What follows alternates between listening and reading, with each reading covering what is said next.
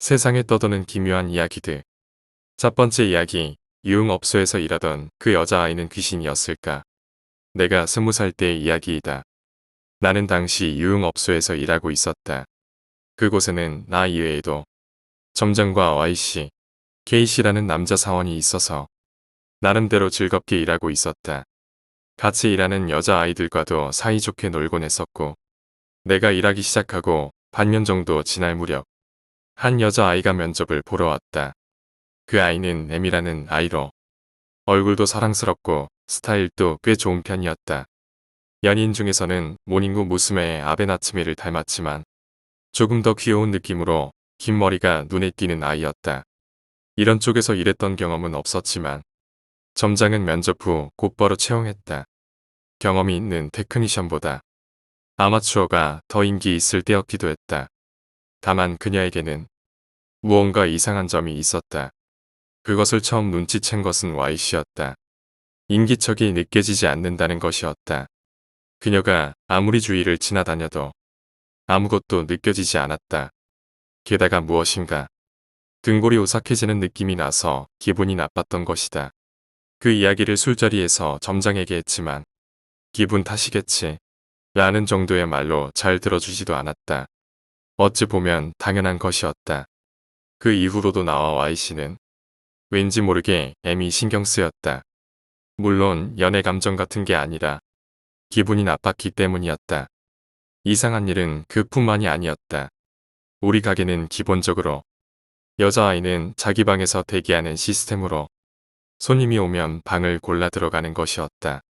하지만 손님이 방에 들어간 후에도 그녀의 방에서는 전혀 소리가 나지 않았다. 혼자 있을 때라면 이해가 간다.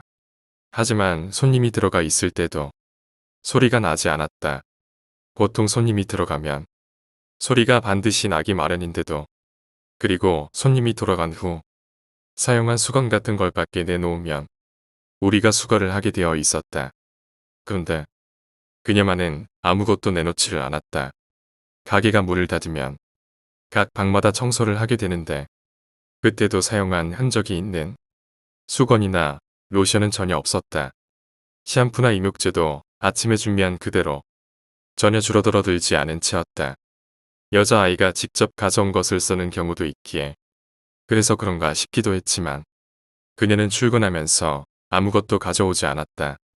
게다가 손님들도 돌아갈 때는 보통 만족스러운 표정으로 나오지만 그녀의 방에 들어간 손님은 달랐다. 처음에는 귀여운 외모를 보고 들어가지만 나올 때는 왠지 죽은 물고기 같은 눈을 하고 공허한 표정이었다. 전혀 생기가 느껴지지 않는 것이었다. 게다가 단골 손님이 전혀 없었다. 그녀 정도 외모와 스타일이라면 단골이 생기기 마련일 텐데 점장은 이상하네. 많이 서투른가?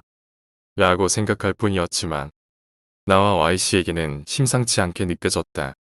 그뿐만이 아니었다. 그녀의 방을 청소할 때면 다른 것들은 건드린 흔적조차 없는데 머리카락이 비정상적으로 많이 떨어져 있었다.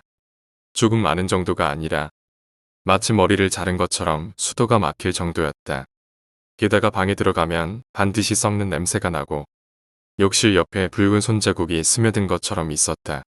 그것도 그녀가 사용했을 때만 그랬다. 안에서 이야기도 하지 않고 무슨 짓을 하는 것인가 싶어 나와 Y씨는 무척 신경 쓰였지만 방에 손님이 있는데 들어갈 수도 없었기에 그냥 둘 수밖에 없었다. 그리고 친가에 안 좋은 일이 생기게 되어서 3일 정도 가게를 쉬게 되었다. 도쿄로 돌아가기 전날 새벽 2시 Y씨에게 전화가 왔다. 어째서인지 목소리가 무척 떨리고 있었다. 스피커 너머로는 숨소리만 들렸다. 장난 전화인가 싶어 끊으려는 순간에 목소리가 들려왔다. S냐? 나다. 역시 M은 이상해. 가까이 가지 마라. 나는 귀신 같은 건 안 믿지만 M은 분명히 살아있는 사람이 아니야. 나 위험할지도 모르겠어. 어쩌면 좋지. Y씨는 진심으로 무서워하고 있는 것 같았다. 자세한 이야기를 묻자 처음에는 가까이 하지 않는 게 좋다던 Y씨였지만 나의 끈질김에 조금씩 이야기해 주었다. 아무래도 내가 없는 사이 Y씨는 M을 조사했던 것 같았다. 가게가 끝난 뒤 이력서를 보고 주소를 찾아갔던 것이다. 거기에는 맨션이 있었지만 그 방에는 아무도 살지 않았다. 게다가 그곳의 거주자는 몇 개월 전에 손목을 잘라 자살해서 그 이후로 계속 빈방이었다는 것이었다. Y씨는 옆집 사람에게 이력서에 있던 그녀의 사진을 보여주며 이 사람이 자살했나요? 라고 물었다. 그러자 맞아요. 꽤 귀여운 아이였는데 라는 대답이 돌아왔다. 이때 Y씨는 본능적으로 무엇인가 위험하다는 것을 느꼈다고 한다. 그리고 다음날 그는 결국 그녀의 방을 들여다 보았다고 한다. 봐버렸어. 봐버렸다고. 솔직히 후회하고 있어. 목소리가 떨리고 있었다. 알았지? 절대 가까이. 거기까지 Y씨가 말했을 때 전파가 흐트러지는 지지직거리는 소리가 나며 전화가 끊어졌다. 여기까지 들은 것만으로도 나는 너무나 무서웠지만 솔직히 전부 믿을 수는 없었다. 확실히 애매 주변에는 기분 나쁜 일들이 많았지만 영혼의 존재를 부정하고 있던 나에게는 이해할 수 없는 것 투성이었기 때문이다. 게다가 아무리 신경이 쓰였다고는 해도 이력서를 보고 찾아가다니 싶기도 했으니 하지만 그렇게 생각할 수 있는 것도 그때뿐이었다. 도쿄에 돌아온 첫날 Y씨는 아무 일도 없던 것처럼 일하고 있었다. 전화를 했을 때만 해도 그렇게나 무서워하고 있었는데 나는 일이 끝난 뒤에 Y씨에게 말을 걸었다. 그러자 Y씨는 묻지마. 부탁이니까 묻지 말아줘. 라는 한마디를 남길 뿐이었다. 그리고 그는 그 다음날 지옥국에서 기다리고 있는 사람이 있어. 라는 수수께끼의 말을 남기고 사라졌다. Y씨의 소식이 끊기고 한 달 정도 후 그는 M의 이력서에 써있던 주소에서 사체로 발견되었다. 근처의 거주자가 악취 때문에 경찰에 신고했더니 그 방에서 Y씨가 죽어 있었다는 것이었다.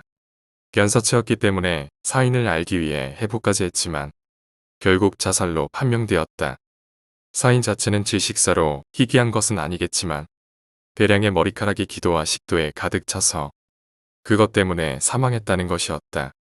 그때 나는 눈치챘다. Y씨가 없어지자마자 M의 머리카락이 단발이 되었다는 것을 말이다. 설마 하면서도 나는 공포에 질렸다. 그토록 온몸이 떨리는 공포는 태어나서 처음이었다. 그리고 이틀 뒤 이번에는 점장이 사라졌다. 지옥국에서 기다리고 있는 사람이 있어. 라고 같은 말을 남긴 채로 말이다. 그리고 점장이 사라지고 일주일 후 M도 가게를 그만뒀다. 도대체 M이 어떤 존재였는지 이제 와서는 알 도리가 없다. 다만 내가 나중에 알게 되었던 이야기는 내가 일하기 2년 전에 M과 같은 이름의 아이가 그 가게에서 일하다 자살했다는 것뿐이었다. 실제로 그 아이가 귀신이었는지는 모르겠지만 내가 태어나서 처음으로 겪은 공포였다.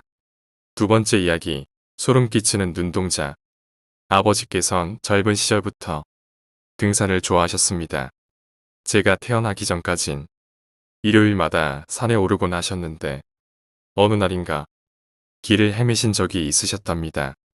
점점 날은 저물어 주위가 어두워지고 날씨는 싸늘해지고 어서 빨리 숙소나 인가를 찾아야겠다고 생각하던 차에 다행히도 산속에 허름하고 낡은 산장이 한 채가 있었다고 합니다.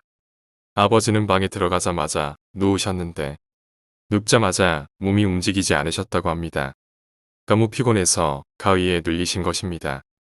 가위에서 벗어나려고 이리저리 몸을 움직이셨는데 문득 천장을 자세히 보니 나무로 된 천장의 눈이 하나 보이는 것이었습니다.